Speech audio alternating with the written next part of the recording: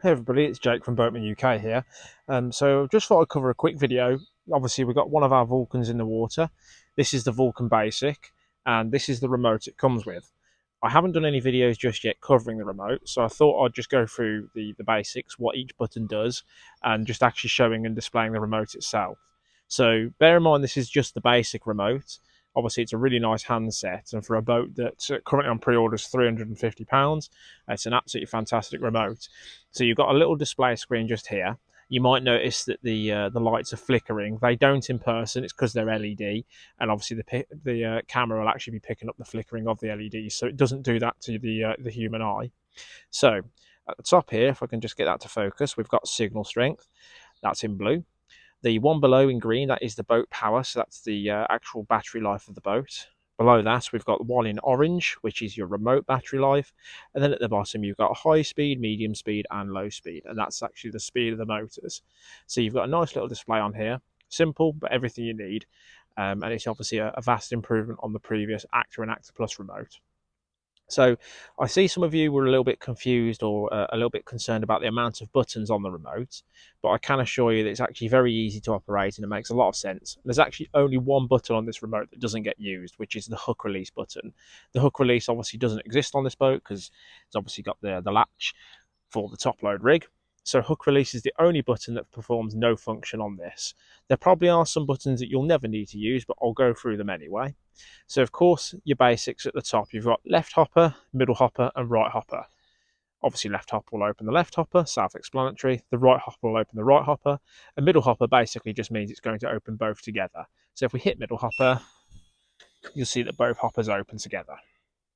So that's nice and simple. Just below that, we've got two more buttons. We've got speed, which will adjust your speed settings. So currently we're in the high speed, which I'll demonstrate now. And then if I hit the button once, you'll see it indicates towards the medium speed, slows it down a touch more. And then we have another speed setting for low speed, which I've hit the wrong button. I've accidentally hit forward. Bear with me. My apologies. Low speed. There we go. Let's just bring this boat back around. And in low speed, there is really a massive difference. So if you're looking, for example, if you're towing a deeper or something like that, the slow speed setting is absolutely fantastic for that. So you can actually get a really good map of where you're fishing. And if you're looking for really durable battery life, then the slow speed setting's the one to go for. It's not terribly slow, but of course, naturally, that's where the battery's going to last the longest. So yeah, simply, if you hit the button once, it will just cycle through each setting. And once you're in low speed and you hit it again, it will just revert back to the high speed setting. So if I get the boat facing forward for this next button, this is the forward button. So this is auto forward. So if you simply just press forward button once, it'll just engage auto forward. Now, on the Vulcan bait boat, you can actually engage auto forward for up to 3 minutes. So if you hit auto forward once, that will be 1 minute. If you hit it twice, that would be 2 minutes. And if you hit it 3 times, that would be 3 minutes. So you can actually engage up to 3 minutes of auto forward, which is probably equal to around 200 meters, I would say. So, or something along that sort of line with the speed of the boat, depending on what speed setting you're in, of course. Okay, so moving on from forward, of course, you've got your directional toggle stick, that's self-explanatory. And then we have lamp, great/full. So they're the same thing. If you hit the lamp button, the headlights will turn on. It's quite bright at the moment, so you can probably only just about make that out. It'll only power the headlamps. Of course, the rear lamps are permanent. So shore directional is a bit of a funky one that took me a minute to figure out. So I'll try and explain this as best as I can. It's probably a function you'll never need to use, but it's a quirky little function.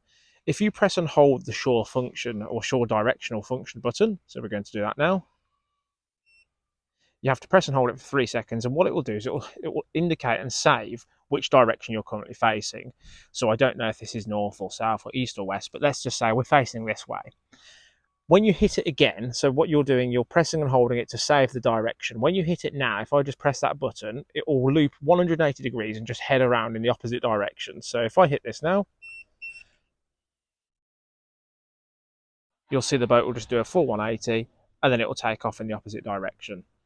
Not really too sure when that function will ever come into play, but let's say if you're fast approaching something and you're concerned you want a 180, you can just hit the shore function button and it will just turn around for you. Obviously, of course, because I'm still facing the same direction, it hasn't 180'd. It will only do the opposite of what your save point was. Not too sure if that makes much sense, but the instruction booklet explains it very well. But let's just chalk that one down as a button that you'll probably very rarely use. Okay, so we have left and right. We'll ignore pairing for just a moment. Left and right, they do nothing individually, as you can see, but they're used when you engage the yaw. So if you're finding the boat isn't sailing in a straight line, and let's say it's veering off to the right, you need to yaw it to the left. So what you do is you press and hold yaw, and then press the left button at the same time whilst engaging the yaw button, and that will allow you to adjust the drive to the motor. You should never need to touch this, in all honesty, with the boat's brand new, so you can probably ignore that one, but that's what the left and right do. It's not for a menu, it is simply for the yaw. Pairing, of course, is to pair the boat to the remote if it isn't done already. Again, from a brand new boat, you should never need to use this. Then we have background light, which you won't see at the moment because it's ever so bright outside, but background light is literally just an LED rear lighting on the screen, so when it's dark, it lights up the background and also lights up the back of the buttons as well. So unfortunately, too bright to see that, but it means that you can actually see the remote in the dark, and this works really well. Of course, yaw I've just covered just a moment ago, which is obviously used with your left and right. And then you have compass, which is to calibrate the compass. So if we sail this boat back out into a bit of water, and we press and hold the compass calibration, the boat will start going around in circles, as you can see, to calibrate the compass so it navigates in a dead straight line. Other than that, we've got the power button, which of course will just turn the remote on and off, and that is it. The remote is actually surprisingly simple, despite looking quite complex. Lovely ergonomic remote, lovely to handle and control, and of course another cool feature, it's completely waterproof. I've just got to figure out a way to get this out of the water. Luckily, it's not too far. But these remotes are waterproof, sorry, and also they float. And I'm just trying to reach because I don't want to put my feet in the water. Oh, there you go, just about got it. But you'll see that the boat still functions exactly as it should. So for £350, you're getting a fantastic boat, but also a remote that's got some brilliant functions and is entirely waterproof as well. So I hope this video helps some of you that are unsure. As I say, be sure to check out the pre-orders whilst they're still on. They're probably going to run until mid to end of August when we expect the boats to land. You're currently getting £25 off. So this currently covers, as I say, the Vulcan Basic, and I will be doing a video on the Vulcan GPS shortly. Thanks for watching.